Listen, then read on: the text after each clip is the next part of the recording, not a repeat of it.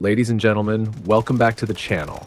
If you haven't already, press that like button and show some love. It really helps a lot. All right, let's get straight into it. There's an update incoming for Delta Force Mobile, and this one's bringing some fresh energy to the game. We're looking at the rollout of Blitz for Warfare, a brand new tempo in how we engage in combat scenarios. This update also includes weekly events that are set to rotate and bring fresh content, one of which is called Lux Favors, and that name alone already has me curious. Alongside these, players will be getting access to the Silver Shadows bundle, which sounds like a cosmetic or gear pack, likely themed with sleek tactical designs. The best part, no downtime is expected during the update, so you won't be kicked out of the action. Now, before we dive deeper into the update details, I've got something personal to share. A few days ago, I received my first ever sponsored product, the GameSeer X5 Lite controller, sent directly by GameSeer. This is a huge moment for me, not just because it's a sponsorship, but because it happened because of you guys. Your support, your comments, your likes, all of it played a part in helping me reach this point, and I want to say a heartfelt thank you to every single one of you. These past few days, you've probably noticed that I haven't been uploading videos daily. That's because I've been a bit busy and also facing some internet issues. I'm currently at home for a short break, but once I return to duty, I'll be back to posting daily as usual. Just a little bump in the road, nothing's stopping us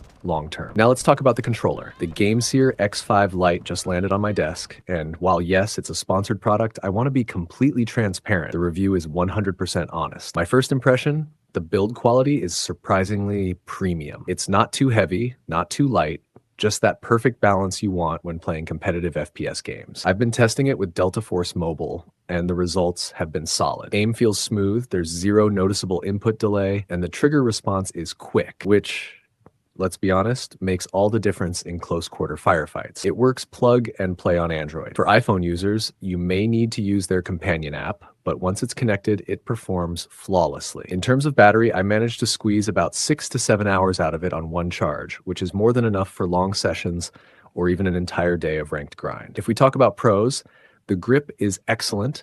It doesn't slip even when your hands get sweaty during intense matches. There's no lag, the response time is tight, and the built-in phone stand is genuinely useful, especially if you're recording or streaming gameplay. On the flip side, if I had to point out a con, it might feel slightly bulky for people used to smaller controllers, and there's no Bluetooth option, which could be a deal breaker for some. Now, if you're wondering whether it's worth it for the price, just look at what's showing up on screen. In my opinion, if you're serious about shooters like Delta Force Mobile, this controller is a solid win.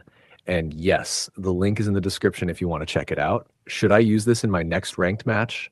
Let me know down in the comments. I'm genuinely curious what you guys think. All right, now let's circle back to the Delta Force Mobile update.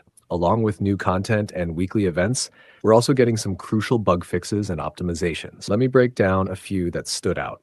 There was an issue with the M2499 where it occasionally applied the wrong damage multiplier when firing through the observation window of Sineva's shield. That's been fixed, which should make engagements with shielded enemies more balanced. Another issue involved the stash expansion crate. Sometimes it just wouldn't work at all, which was frustrating when you needed that extra inventory space. That's been patched up too. And for those of you who play a lot of Warfare mode, you might have noticed that repairing vehicles sometimes gave you the wrong score or XP. That bug has also been addressed. So all in all, this update isn't just about new content, it's also about polishing the gameplay experience, making it smoother and more balanced for everyone. That wraps up today's video. I'll catch you guys in the next one, and again, from the bottom of my heart, thank you for helping me reach this milestone. Big things are coming. Stay tuned, and as always, stay sharp, soldier.